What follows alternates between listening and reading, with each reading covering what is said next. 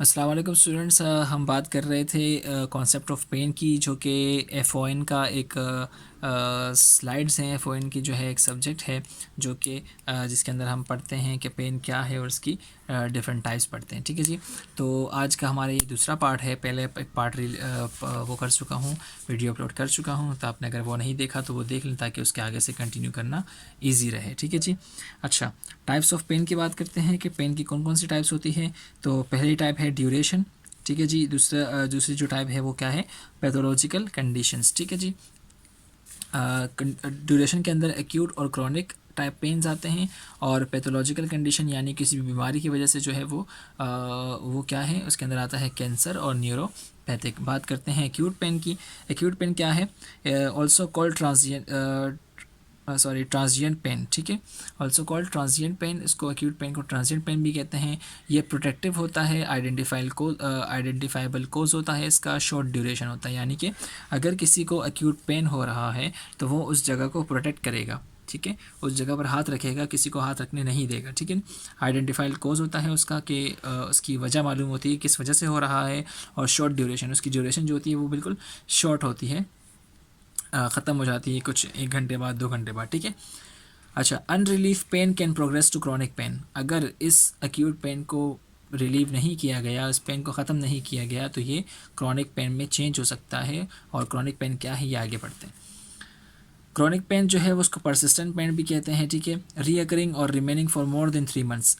Chronic pain जो है वो बार बार ज़ाहिर हो सकता है और रह सकता है 3 महीने तक या इससे ज़्यादा के लिए। ठीक है, 3 महीने से किसी को पेन है, मतलब आ रहा है जा रहा है, 3 महीने से है या उससे ज़्यादा है, तो इसको हम कहेंगे ये क्रॉनिक पेन है। ठीक है, it can be malignant, cancerous और नॉन मैलिग्नेंट, नॉन कैंसरियस। अच्छा, ये जो क्रॉनिक पेन है ये कैंसरियस भी हो सकता है, यानी कैंसर सेल्स जो हैं वो भी पेन कर सकते हैं, कैंसर भी हो सकता है, उसको मैलिग्नेंट कहते हैं।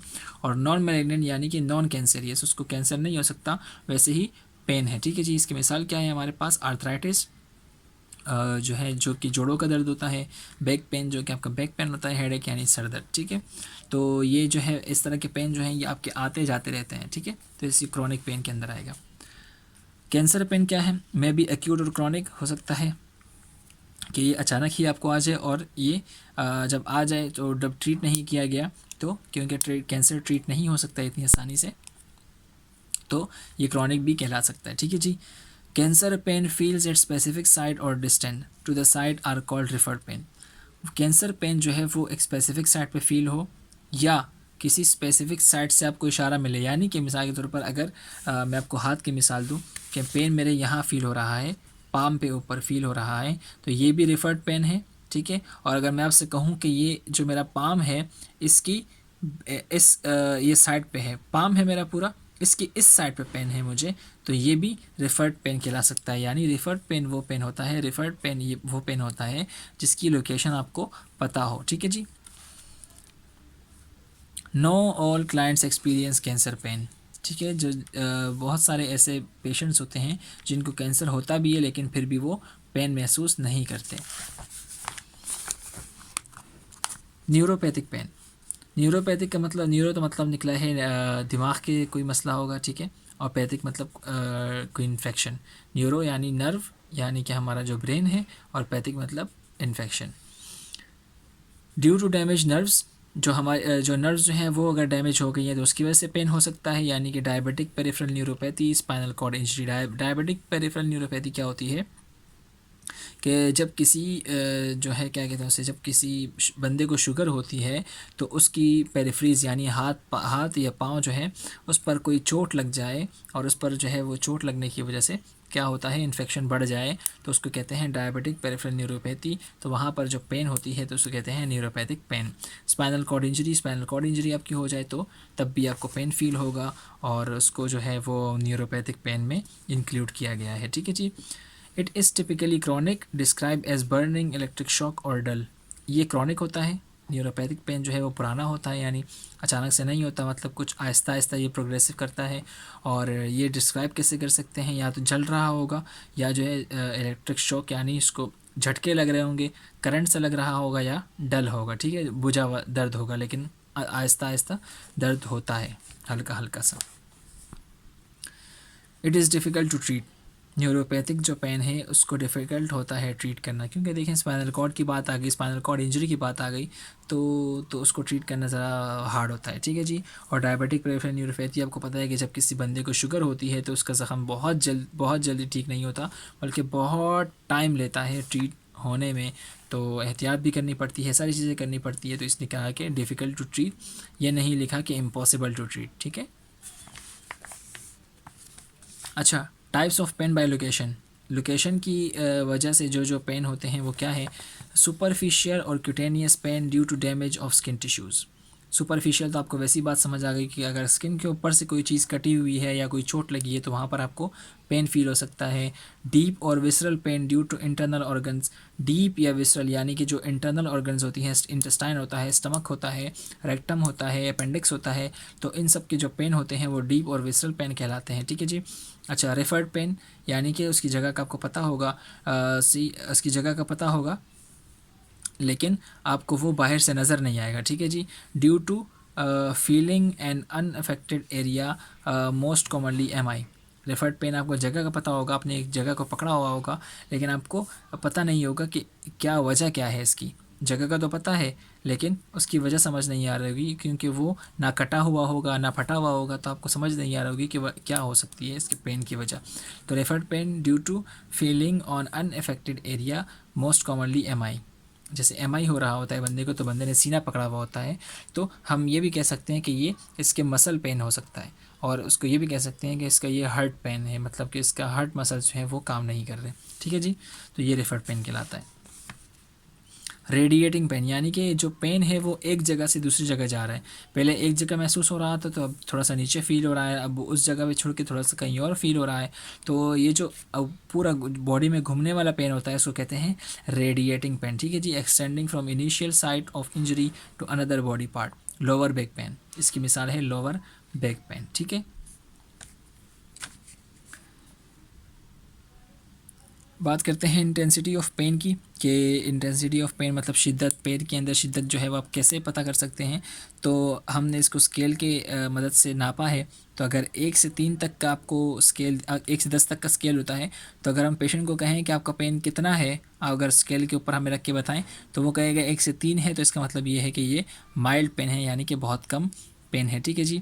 अच्छा, 4 से 6 तक अगर वो कहेगा तो इसका मतलब मॉडरेट है, दरमियाना है, और 7 से 10 तक कहेगा तो इसका मतलब ये कि सीवियर पेन है उसको, ठीक है जी। अच्छा, अब बात करते हैं फैक्टर्स जो हैं इन्फ्लुएंसिंग पेन। दर्द को कौन कौन से फैक्टर्स जो हैं वो इन्फ्लुएंस कर सकते हैं, उसको कम या ज़्यादा कर सकते हैं।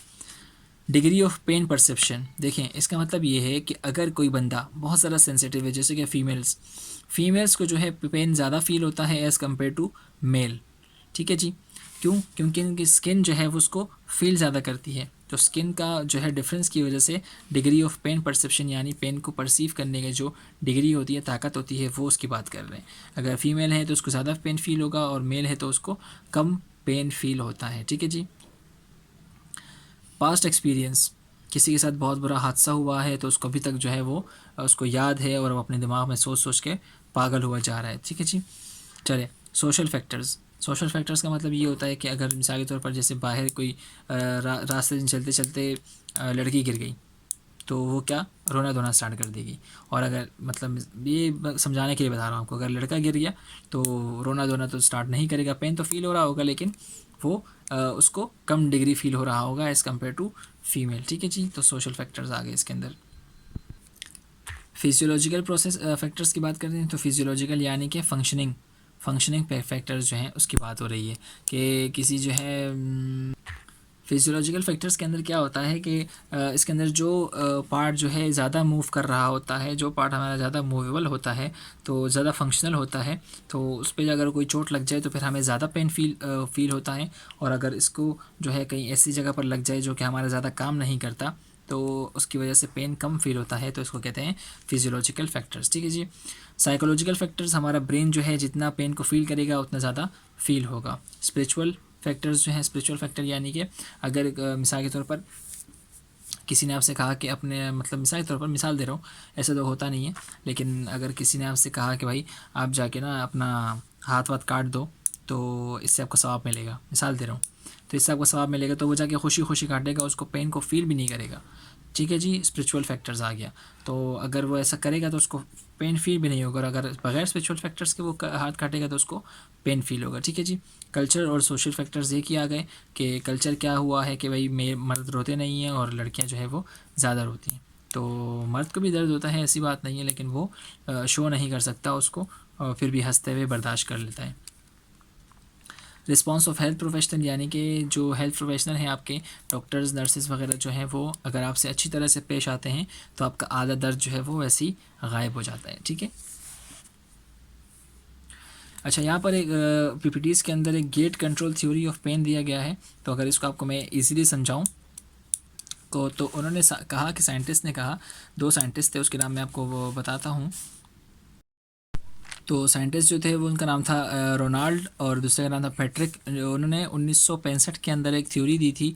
तो उस थ्योरी के अंदर ये कहते हैं कि जब भी हमारे जो है स्पाइनल कॉर्ड है, जो हमारा स्पाइनल कॉर्ड है उसके डोर्सल हॉर्न पे, इसका जो पीछे वाला हॉर्न है उसके ऊपर एक गेट लगा हुआ है। ठीक है, उसके ऊपर एक गेट लगा हुआ है। तो जब पेन आता है स्पाइनल कॉर्ड के अंदर और ब्रेन में पास होना चाहता है, तो अगर ये वाला गेट खुला हुआ होगा, अगर ये वाला गेट खुला हुआ होगा तो पेन जो है वो हमें ज़्यादा फील होगा, और अगर ये वाला गेट बंद होगा तो पेन हमें कम फील होगा। ये एक थ्योरी है, अब इसको पता नहीं कितना सच है कितना झूठ है, लेकिन उन्होंने एक थ्योरी दी थी कि if gates open you will feel more pain, और एंड इफ़ क्लोज देन जो है you will feel less pain. Vice versa का मतलब जो कि आप कम फील करेंगे। ठीक है जी। डोर्सल स्पाइन याद रखिएगा कि गेट जो था वो dorsal spine of the spinal cord के अंदर था। Help allow to restrict the signalling set by the nerves to the brain. तो ये क्या करता है गेट, ये जो सिग्नल्स आते हैं ये ब्रेन तक पहुंचने में बीच में रुकावट होती है। अगर गेट बंद होता है तो पेन हमें कम फील होता है क्योंकि सिग्नल आगे नहीं जा रहे, और अगर गेट खुला हुआ होता है तो ज़्यादा सिग्नल जा रहे होते हैं और ब्रेन जो है वो ज़्यादा फील कर रहा होता है। ठीक है जी। यहाँ पर एक दूसरा पॉइंट ये है कि पेन थ्रेशोल्ड क्या होता है। आपसे एमसीक्यूज़ में पूछा जा सकता है कि पेन थ्रेशोल्ड क्या होता है। पेन थ्रेशोल्ड वो पॉइंट होता है जहाँ पर पर्सन को पेन फील हो रहा होता है। पेन थ्रेशोल्ड वो वाला पॉइंट है जहाँ पर पर्सन को फील हो रहा होता है दर्द। ठीक है जी। अच्छा, डिफरेंट फैक्टर्स इन्फ्लुएंस थ्रेशोल्ड, यानी कि जो ये पेन थ्रेशोल्ड है इसको बहुत सारी चीज़ें अफेक्ट करती हैं, इन्फ्लुएंस करती हैं, जैसे कि स्ट्रेस, एक्सरसाइज और other factors increase the release of endorphin, it release pain. ठीक है जी। अच्छा, एक पॉइंट जहाँ पर आपको पेन फील हो रहा होता है किसी जगह पर, तो वहाँ पर क्या होता है कि अगर एंडोर्फिन रिलीज़ हो जाए, तो एंडोर्फिन जो रिलीज़ हो जाए तो ये क्या करेगा, ये क्या करेगा, रिलीव करेगा पेन को। ठीक है जी। अच्छा जी, बात करते हैं पेन असेसमेंट की। अडल्ट्स के अंदर पेन की असेसमेंट आप कैसे करेंगे। आपके पास कोई पेशेंट आ गया तो आप उसको पेन की असेसमेंट कैसे करेंगे, तो ये यहाँ पर आपको दिया गया है। ठीक है जी। एक मिनट मैं इसको सही कर लूँ ताकि आपको ज़्यादा मसला ना हो। ठीक है जी। ये वाली बात याद रखिएगा, pain is the fifth vital sign. Pain जो है वो क्या है, पांचवा वाइटल साइन है। ठीक है जी। अच्छा, पेन असेसमेंट के अंदर सबसे पहले एक आप वर्ड याद रखिएगा, कॉल्डेरा।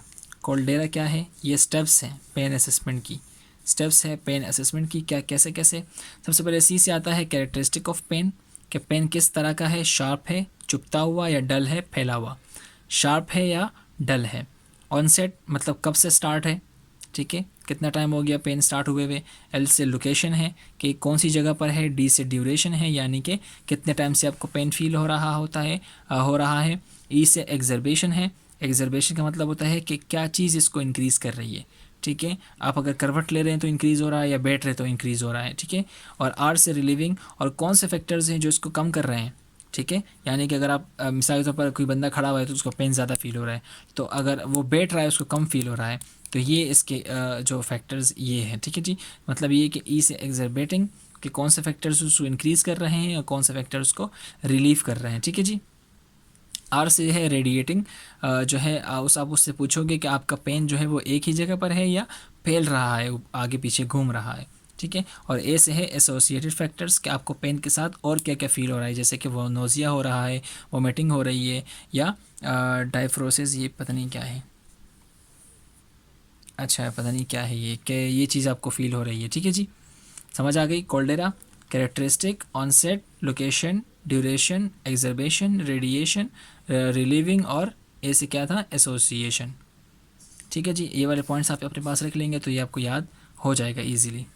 अच्छा, पेन असेसमेंट की जो है एक और इस तरह शॉर्ट में दिया गया है कि PQRST, इससे भी आप जो है इसको पेन को असेस कर सकते हैं। पी से क्या है, पेलिएटिव और प्रोवोकेटिव, यानी कि क्या चीज़ इसको ख़राब कर रही है, दर्द को मज़ीद बढ़ा रही है, और क्या चीज़ इसको कम कर रही है। अच्छा, क्वालिटी, क्वालिटी जो है वो क्या है, क्वालिटी क्या है कि पेन जो है वो किस तरह से है आपको, मतलब शार्प है, डल है, कैसा है, ठीक है। रेडिएशन की या स्प्रेड हो रहा है या नहीं हो रहा। सीवियरिटी, कितना सीवियर है, कितना सख्त है, मतलब कितनी शिद्दत से है, कम है या बहुत ज़्यादा है। टेम्पोरल, अच्छा टेम्पोरल का मतलब होता है कि पेन आपका आ रहा है, जा रहा है, या एक ही जगह पर मुस्तकिल दर्द हो रहा है। मतलब ये असेसमेंट है कि आपने जब पेन के साथ आपके पास पेशेंट आएगा तो आप उससे ये वाले सवाल पूछेंगे और इससे आपको उसको आप एवेल्यूएट करेंगे कि किस हद तक का पेन है उसको, ठीक है जी। और ये भी शॉर्ट में दिया गया है, सेम इसी चीज़ है, लेकिन ये किसी और साइंटिस्ट ने दिया था तो ये भी इन्होंने अपने पास सेट कर लिया कि PQRST से भी आप पेन को एसेस कर सकते हैं। अच्छा, तीसरा जो पॉइंट है वो विजुअल एनालॉगस स्केल है, एनालॉग स्केल है, और चौथा जो है न्यूमेरिक रेटिंग पेन स्केल है, यानी कि विजुअल एनालॉग के ऊपर आपको स्टिकर्स बने हुए होंगे, ठीक है, स्टिकर्स बने हुए होंगे जिसके अंदर जो है कार्टून का मुंह नज़र आ रहा होता है, जो कि क्या होता है, एक तो बिल्कुल खुश होता है, फिर थोड़ा सा खफा होता है, फिर थोड़ा सा और खफा होता है, फिर उसके आंसू निकल रहे होते हैं, तो वो विजुअल एनालॉग स्केल है, या मैं आपको वीडियो के एंड में दिखाता हूँ। और न्यूमेरिक रेटिंग स्केल यानी इसके ऊपर नंबर होते हैं, 1 से लेकर 10 तक नंबर होते हैं। तो हमने पीछे जिससे बात की कि ये वाले नंबर की बात की हमने, तो ये वाले नंबर की बात की, तो इसके ज़रिए हम पेन को असेस कर सकते हैं। अच्छा जी, पेन असेसमेंट फॉर चिल्ड्रन क्या है, क्या आप तो बड़ों में आपने देख लिया कि आप उससे पूछ सकते हैं सारे सवाल, अब पेन असेसमेंट चिल्ड्रन में कैसे करेंगे आप, ठीक है। तो इसके लिए भी एक शॉर्ट में एक दिया गया है, FLACC। FLACC ये एक शॉर्ट में इसका नाम है, क्या है, फेशियल एक्सप्रेशन। F से लेग मूवमेंट, उसके लेग मूवमेंट कैसी है, एक्टिविटी कैसी है। C से क्राई कितना कर रहा है, और कंसोलेबिलिटी यानी वो डिसकम्फर्ट कितना है, उसकी कंफर्टेबल, ये वो कंफर्टेबल बच्चा है या नहीं है, उसको कोई चीज़ तंग कर रही है। तो फ्लैग से आप उसकी देखेंगे कि उसको पेन हो रहा है या नहीं हो रहा, ठीक है। ये असेसमेंट 2 महीने के बच्चों से लेकर 7 साल के बच्चों तक के लिए आप कर सकते हैं, ठीक है, जो कि सही से आपको बता नहीं सकते। अच्छा, ओचर पेन स्केल क्या है, और वोंग बेकर फेसिस क्या है, ये भी इसके ऊपर भी फेस बने हुए होते हैं इस स्केल के ऊपर, और ओचर पेन स्केल जो है इसके ऊपर भी फेसिस बने हुए होते हैं, ठीक है जी।